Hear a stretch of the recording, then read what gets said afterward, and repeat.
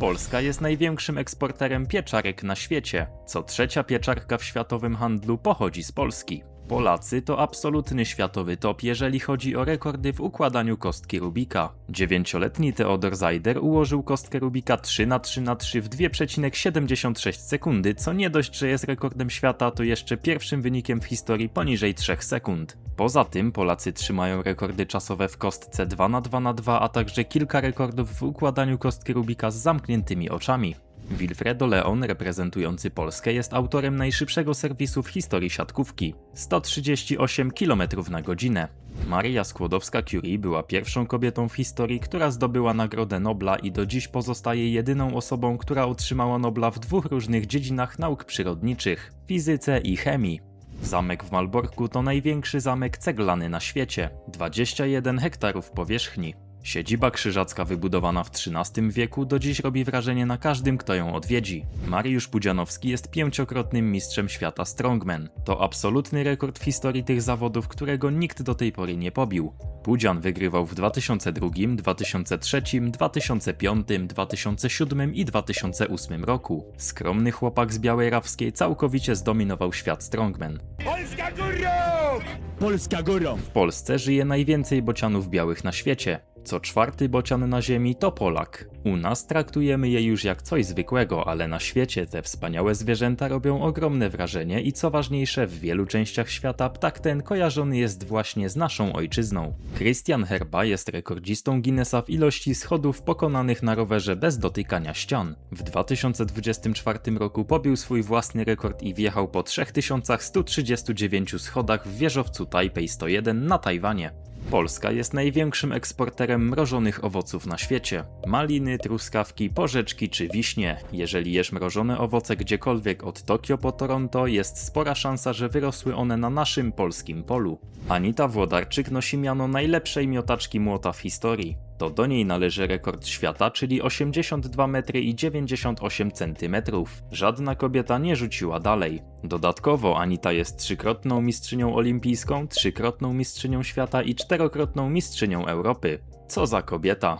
Polska przetwarza i eksportuje 70% światowej biżuterii z bursztynu. Surowy bursztyn wydobywa się głównie w Kaliningradzie, ale to polscy rzemieślnicy z Gdańska zamieniają go w arcydzieła, które nosi cały świat. Gdańsk jest światową stolicą bursztynu i tu się to po prostu czuje. Ulica Mariacka pełna warsztatów bursztyniarskich mówi sama za siebie.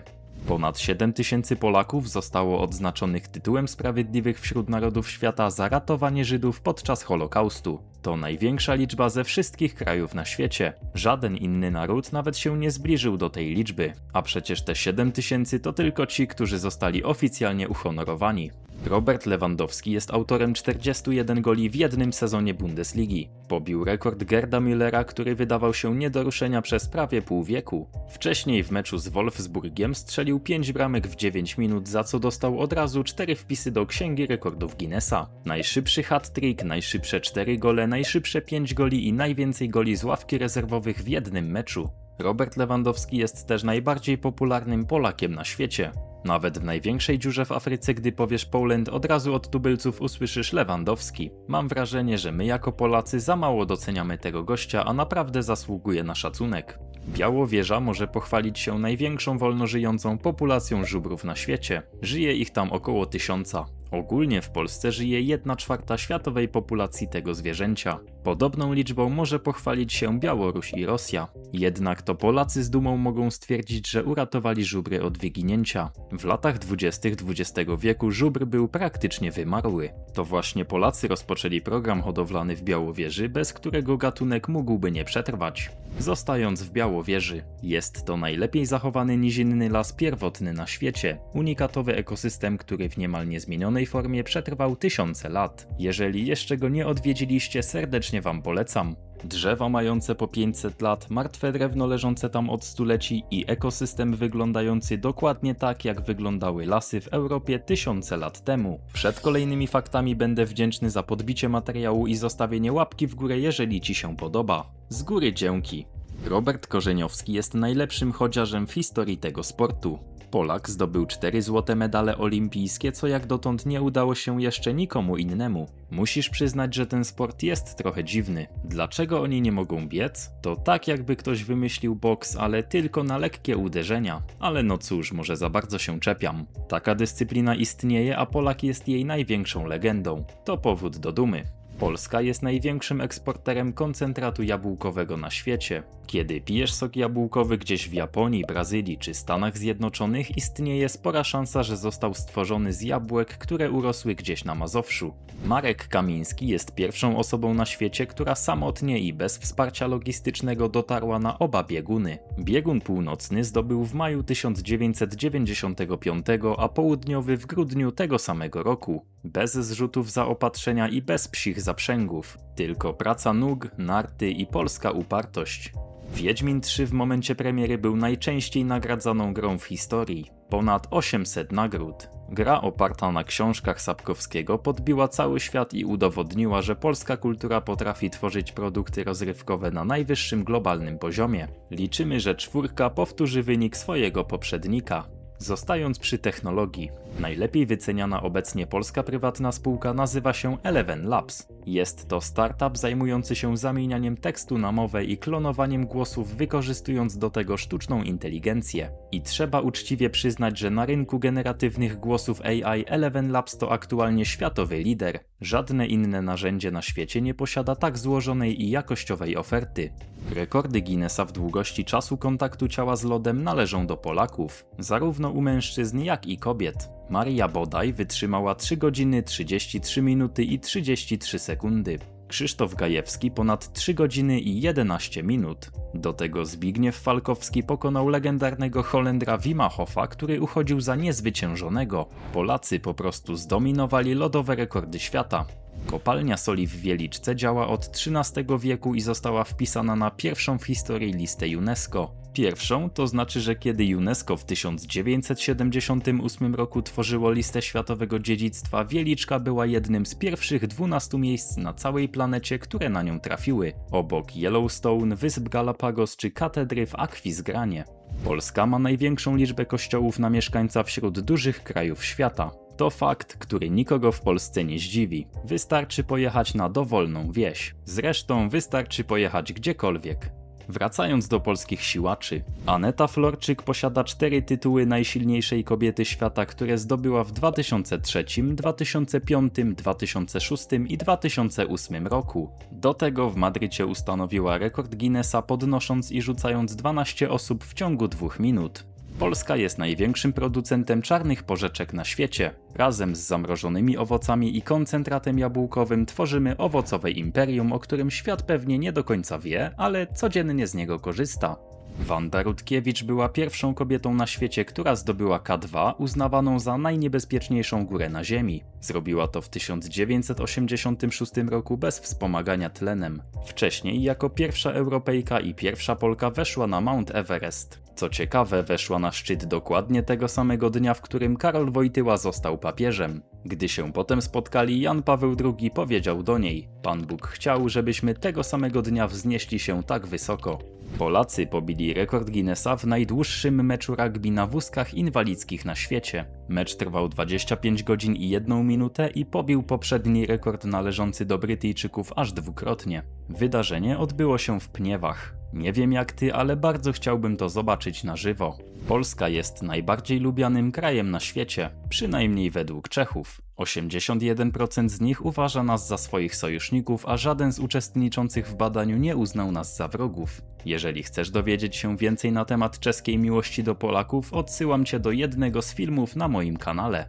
Polscy programiści wielokrotnie zajmowali pierwsze miejsce w rankingu HackerRank. Polscy informatycy są cenieni na całym świecie i pracują dla największych potęg technologicznych. Polak potrafi. Wracając do lodu, który nasi rodacy z jakiegoś powodu bardzo sobie umiłowali. Polacy mogą poszczycić się rekordami Guinnessa w najdłuższym dystansie w pływaniu w lodowatej wodzie. W Polsce w tłusty czwartek zjada się szacunkowo 100 milionów pączków. Żaden inny kraj na świecie nie ma tradycji, w której cały naród jednego dnia pochłania taką ilość jednego wyrobu cukierniczego. Ktoś powinien to wreszcie oficjalnie zmierzyć, bo to byłby kolejny rekord Guinnessa. W Polsce co roku odbywa się największy gitarowy koncert na świecie. Thanks Jimmy Festival we Wrocławiu od 2003 roku regularnie bije własny rekord Guinnessa. Tysiące gitarzystów gra jednocześnie ten sam utwór Hendrixa na wrocławskim rynku. Aktualny rekord wynosi ponad 6000 gitarzystów. Jan Paweł II był swego czasu najdłużej podróżującym papieżem w historii. Odwiedził 129 krajów. Przejechał ponad 1 000 000 kilometrów. Więcej niż jakikolwiek papież przed nim. Aktualnie rekord należy do Franciszka, jednak trzeba przyznać, że to właśnie papież Polak był prawdziwym trendsetterem, jeżeli chodzi o regularne podróże w najróżniejsze zakamarki świata. Polska jest jednym z kilku krajów na świecie i jedynym w Europie, który nie wszedł w recesję podczas globalnego kryzysu finansowego w 2008 roku. Kiedy Europa tonęła, Polska była zieloną wyspą. Mam nadzieję, że kiedy nadejdzie kolejny taki kryzys, znowu będzie podobnie. Polska jest światowym liderem w eksporcie gęsiego pierza i puchu. Polska powstrzymała bolszewików przed najazdem na Europę Zachodnią w 1920 roku w tzw. cudzie nad Wisłą. Byliśmy wtedy jedynym krajem, któremu udało się ich zatrzymać. Brytyjski dyplomata Edgar Vincent nazwał Bitwę Warszawską 18. najważniejszą bitwą w historii świata. Gdyby Polska przegrała, Armia Czerwona mogłaby dotrzeć do Berlina i rozlać się po całej Europie. Świat wyglądałby dziś całkowicie inaczej.